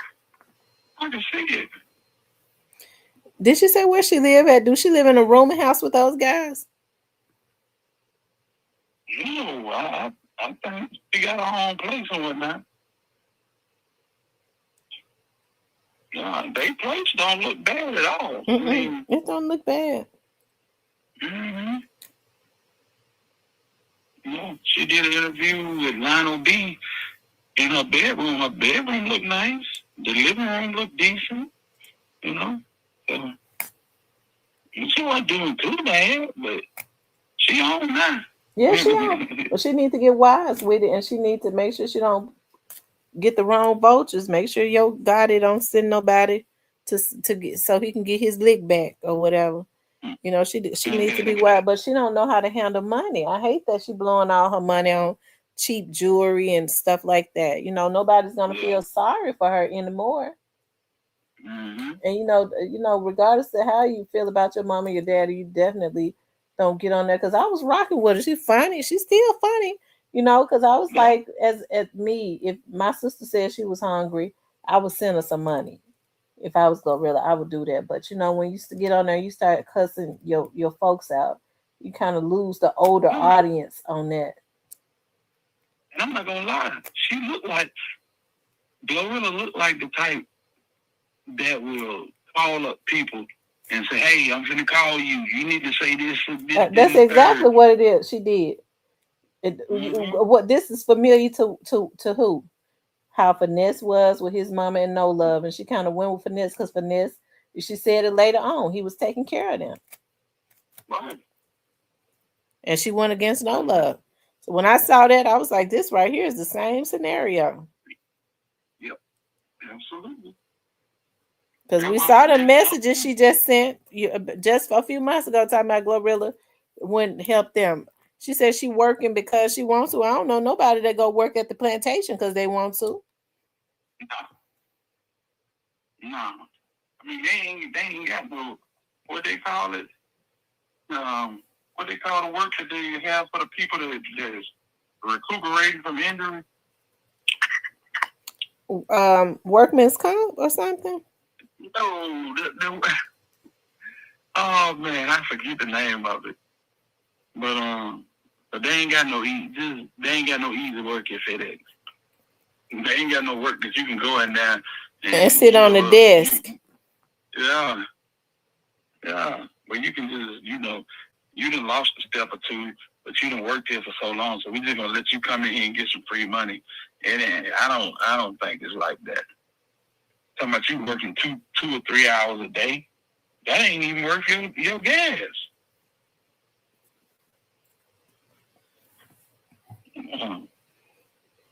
No, it ain't.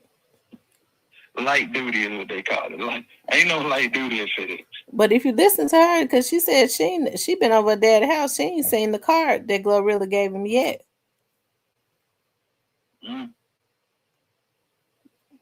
That's why she kept saying, "Have y'all seen the card?" Because I've been over to my dad's house several times. I never saw it. Right. But I think what they need to understand is Glorilla is struggling herself. She ain't getting a big percentage of her stuff. Right. But I would say this: she not getting a big percentage, but she is breaking. She bringing in a lot of bread, and even the part that she getting is a lot based on what she bringing in. You know, if that makes sense. She probably entitled to some Megan Thee Stallion type money, or Cardi B type money. But she comfortable. She's very comfortable. It's Megan Thee Stallion. Well, she's doing better than what she was doing before. Didn't Megan Thee Stallion have issues with her contract? Well, she had issues with Was it QC? It was 1501. I forget the dude. He used to be a baseball player. They were shooting dice at his house when Duke the Jeweler was won all that money. Oh wow. Yeah. Yeah, that party was at his house. Carl, I forget his last name. I know he had, you know what I'm talking about? He had the baby with Everlyn. I believe so. I know you talking about. He played for the Dodgers. Crawford. There Hey, salute. Yeah. Wow. I didn't know. I had no idea. And he was real rich and doing her like that. He did her dirty. Well, you got to learn the game from somewhere. And the game originated in Houston. The game originated out of Fifth Ward from the Prince family. And if you study under the Prince family, that's, you know what I'm saying? If you fortunate enough to get taught the game, that's how they're going to teach it. Wow. Yeah. See how they doing finesse? They done brought him to his knees. Yeah. He said they ain't even paying him for what they not even giving. He ain't even getting no checks no more for nothing. They holding his money. Yeah. He just putting out dry music.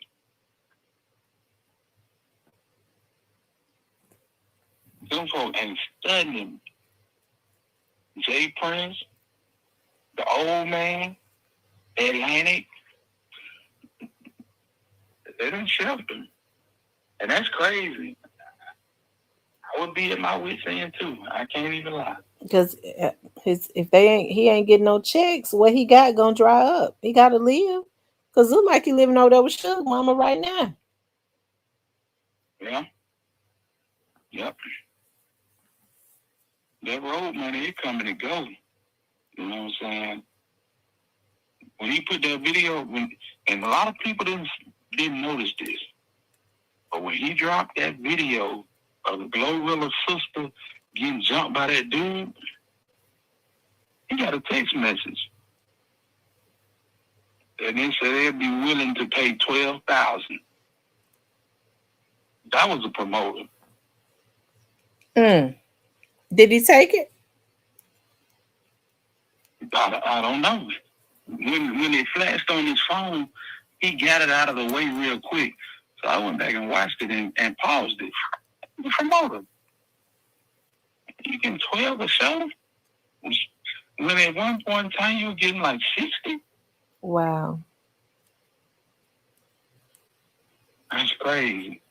But you got to take what you can get. I was going to say, to us, that's a lot. But you're right. When you was getting 60, but it ain't nothing because he still got to bust it down, don't it, to Moneybag and them, don't it? No, he don't have to bust that down to him, but he got to bust it down to everybody that's moving with him. You know, they ain't working for peanuts. So he'd be lucky to get, what, 5 after he do that? Right, 5 or 6.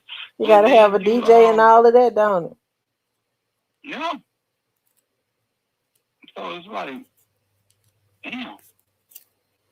So you gotta keep doing these shows. You gotta live on the road. You gotta pay for Airbnb. You gotta pay for hotels. You know what I'm saying? Ain't none of that stuff cheap. Especially them Airbnbs. He should have been got him a house. Mm-hmm. You know, so I hate the Princess didn't tell him anything about ownership. I was looking at who's that? Was it Wicked Films or somebody says, yeah, that No Love is asking the princess to sign him. Oh Lord, for real? It was one of those shows. I believe it was Wicked. Now, why would you want to go? But why would you want to go behind your brother to the slaughterhouse? I know that's exactly what it is. The damn slaughterhouse. Exactly. I would never, with the way they doing his brother, regardless of how him and his brother got into it, it ain't nowhere in the world. Nope. Nope. Man, I was watching him on 607 platform. And he said, man, he said, if there's anybody you could patch it up with and reunite with, who would it be? And he said, his mom. He was like, man, I was hoping you said No Love. No Love is a no-go. He said, I told No Love that if I was going to ask you this question, and if you agreed to, if you said his name, he said, I would pay any amount of money to get y'all together to sit down and talk this thing out. And he don't want to do it. He don't want to do it. Who don't want to do it? No Love? No, but yes. I wonder No why Finesse hate Love, No Love so bad. I don't know. Because I even with really him and don't his know. brother getting into it, it ain't enough for him to feel.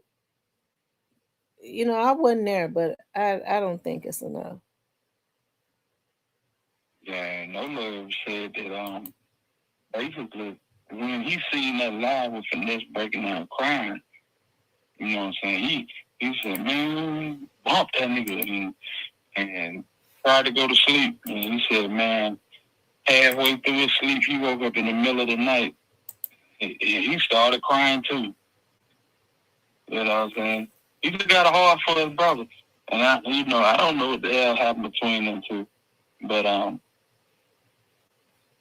think Finesse hindering his own blessings trying to make other people suffer. That's exactly That's what he's my doing. thing. And he ain't in a position. Nope. Mm-mm. Surely not. Scarface.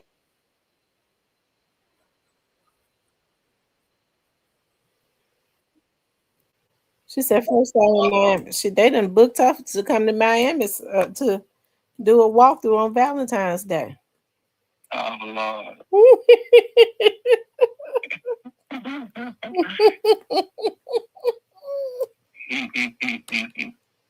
I wonder if Hustle Cartel is her manager. Yeah, no.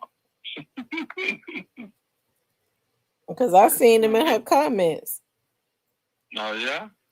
He went up, but she called for him though. He went over in the comments when she was talking about Finesse. He gonna show up when he dogging out Finesse. Right. Right. So, that's a weird little dude right there. In more ways than one. For real. Yeah, man, but she getting no money, salute to her. But you gotta pay for the way you did it. The way you went about it was cold blooded. You thought you wanted that money, but that money gonna quarter you off from everybody that you love. Because the people that you love gonna show you that they there for that money. Give a damn about you. That's right. Mm-hmm. She ain't buying us weed like she used to.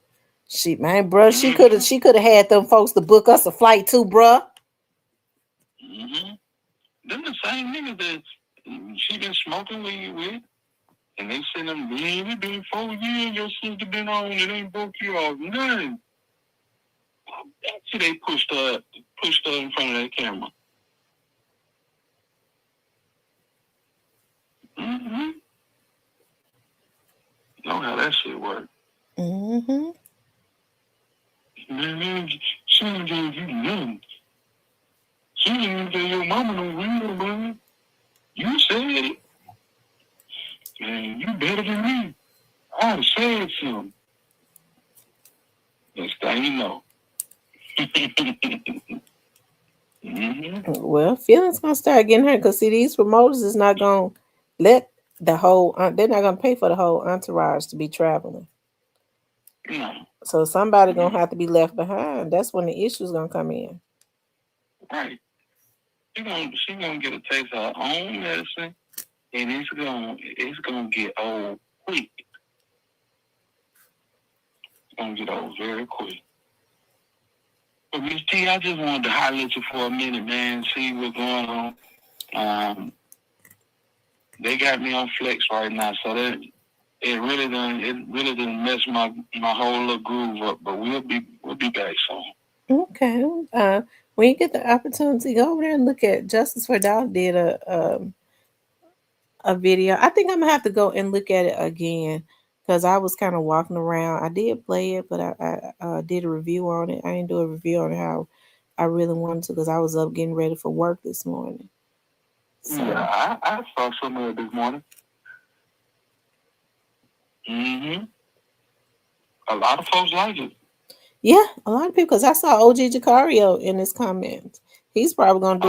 He do real good reviews. So I'm sure he's gonna do a review on it. But I guess what I was trying to, it might have just went over my head. And okay, so I know they talk about Mr. Cole, but I saw it was a lot of people I saw. I think with Memphis, so many people are. It's just a small city, but it just seems like it's a lot. I don't know how it's bigger, but it just seems that it's just stuff is just deep, or it has the potential to be. Oh yeah, oh no doubt about it. It's a lot of players. See, it's a lot of branches to this one tree. Absolutely, that's exactly what it is. Because when I was thinking, I was like, dog, I wonder how this, like, wow. And because it's a small city, they all tie in together. That's exactly what it is. Yep. That's exactly. It's gonna be interesting to see how it's gonna end when it finally does, because it's interesting. Yeah, absolutely. Absolutely. We're gonna see. Yeah. I reached out to him tonight when I got on board. I said, man, he supposed to say that Mr. Cole video is really some heat. So yeah, we're gonna see. Yeah, shout out to J4D, man. Yeah, shout out to Justice for Dogs. Shout out to. Let's see. I was waiting to see if Quet was gonna respond, but he probably not gonna respond. No. Man, is that my local neighborhood hit squad fact checker? Divine Black Rose, salute to you. All roads lead back to South Memphis. That's right.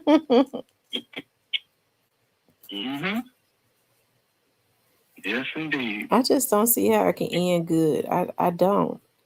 Because a lot of these dudes were cool with each other, and I just don't see how it can. I don't know how deep it goes, but it seemed like to me, it's got a lot of arms and legs, and anything that's got a lot of arms and legs is classified as a monster. Right. Mm-hmm. Yeah. So we're gonna see. Yeah, we'll see. All right, I'm gonna hop down and get in the comments with the rest of the real talk team. Okay, all right. I ain't gonna be on too much longer. I appreciate you for calling in. No problem. All right, talk to you later. All right. All right. Anybody else want to call in before I get off? The number is up there, 901-329-9819. Anybody else want to call in to talk before I get off? Hey, TT Licious. Hey, darling.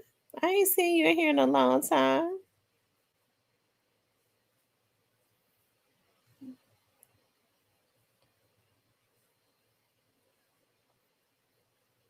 I'm in here trying to get my so I can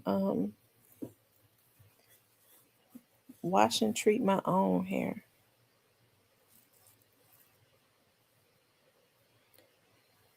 Ken says, these music contracts be so messed up. Faith Evans said on Drink Champs that she is still paying for a video she did in 90 days. I'm telling you.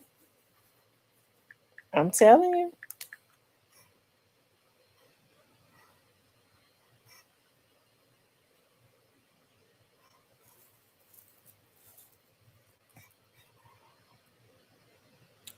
Let's see if anybody else is called. Because I have to be clicked on it for you.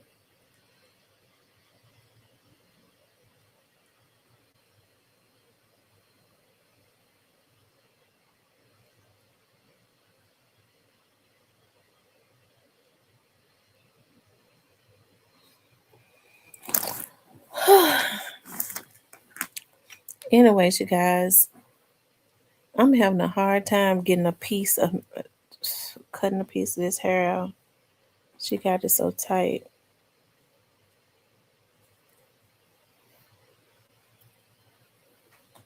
I have to figure out a way to do it.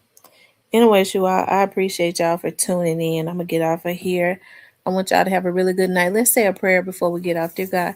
Y'all, oh, you guys, if you all have not, go to my Real Talk with Tamara Facebook page and hit the like button and follow me on there.